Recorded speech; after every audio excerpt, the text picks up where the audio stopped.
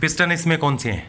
System कुछ सी chair आगे कर ले। ये सर। ये पिस्टन है, 1 2 3 4। ये सर। क्रैंक शाफ्ट कौन सी है? Sorry. Crank shaft, crank shaft नहीं, ये वाली। जिस तरह इंसान की रीढ़ की हड्डी है ना, इंजन के अंदर जो बैकबोन ऑफ इंजन है ना, वो ये क्रैंक शाफ्ट होती है।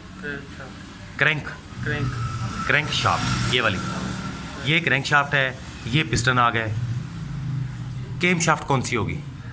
केम शाफ्ट ये वाली ऊपर ये पड़ी है, ये केम शाफ्ट है। इसकी अगर शक्ल को देखा जाओ ना, ये आ गया केम, ये क्रैंक है, ये क्रैंक है। एक पिस्टन इधर लगा होगा, एक इधर एक इधर, इस तरह करके टेढ़ी मेढ़ी सी होती है। और वो नीचे वाली क्या है? ये केम है, ये ऊपर पड़ी जो, ये ऊपर वाली केम शाफ्ट। ये पिस्टन ने मूवमेंट नीचे से, पिस्टन नीचे से मूवमेंट ऊपर करता रहता है। ऊपर से केम शाफ्ट चलती है। इसके ये टैपिट लगे हुए हैं, टैपिट। ये टैपिट ऐसे ऐसे हरकत करते रहते हैं। नीचे से पिस्टन मूव करेगा, ऊपर से टैपिट चलेंगे, दरमियान में गैसेस बन रही होती हैं, जल रही होती हैं। बात समझ गया? इंजन की तारीफ ही ये है कि हीट एनर्जी को मैकेनिकल एनर्जी में कन्वर्ट कर देता है। बात समझ गया? यहाँ पे सारी की सारी गैसेस बन रही होती हैं। अगर गैसेस लीक होना शुरू हो जाए, इंजन में पावर नहीं रहती, सही तरह से टार्क नहीं बन पाता। बात समझ गया? तो इंजन की यहाँ पे ये इंजन गैसेस को टाइट रखने के लिए रिंग, पिस्टन के ऊपर रिंग्स चढ़े होते हैं। बात समझ गया? क्रैंक शाफ्ट, केम शाफ्ट। क्रैंक शाफ्ट घूमेगी पिस्टनों की वजह से।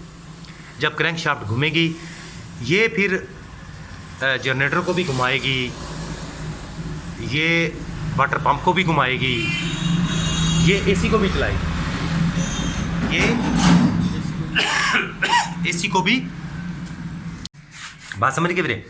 क्रैंक केम, क्रैंक शाफ्ट घूमेगी, ये हमारे जनरेटर को भी घुमा सकती है, ये हमारे एसी को भी चलाएगी। ये तकरीबन बैकबोन ऑफ इंजन कहलाती है। एक टाइमिंग बेल्ट चढ़ा दिया जाता है, वो इस पे लगाया जाता है केम शाफ्ट पे। अगर केम शाफ्ट आपसे चलना बंद हो गई है किसी वजह से, गाड़ी स्टार्ट नहीं होगी। बात समझ गया?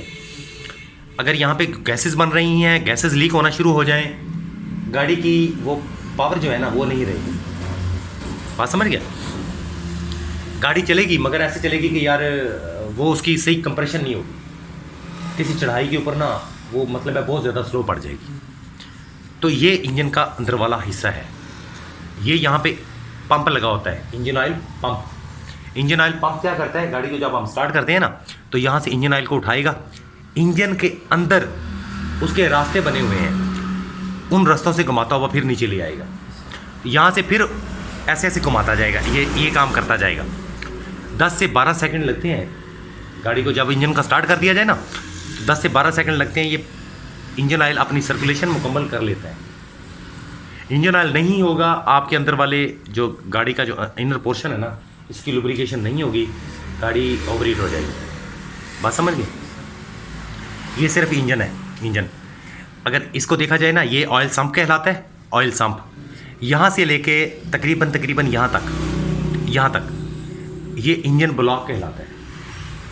ऊपर हेड आ जाता है, ऊपर कवर आ जाता है।